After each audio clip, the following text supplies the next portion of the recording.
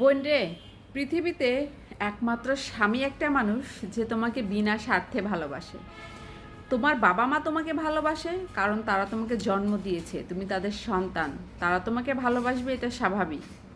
তোমার ভাই বোন তোমাকে ভালোবাসে কারণ তোমার ভাই বোনের সাথে তোমার রক্তের সম্পর্ক আছে, তারা তোমাকে ভালোবাসবে, এটাও স্বাভাবিক।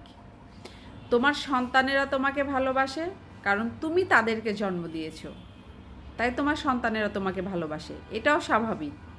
কিন্তু দুনিয়াতে স্বামী একমাত্র মানুষ যার সাথে তোমার কোনো রক্তের সম্পর্ক নাই, যার সাথে তোমার কোনো আত্মীয়তার সম্পর্ক নাই, তারপরেও সবচেয়ে বেশি ওই মানুষটাই তোমাকে ভালোবাসে। তাই স্বামীর ভালোবাসায় কোনো স্বার্থ নাই, তোমার স্বামী তোমাকে নিঃস্বার্থভাবে ভালোবাসে। কারণ তোমার স্বামীর সাথে তোমার কোনো আত্মীয়তার সম্পর্ক নাই, কোনো রক্তের সম্পর্ক নাই, তারপরে ওই মানুষটা এই পৃথিবীতে সবচেয়ে বেশি ভালো তোমাকেই বাসে। তাই স্বামীর ভালোবাসায় কোনো স্বার্থ থাকে না।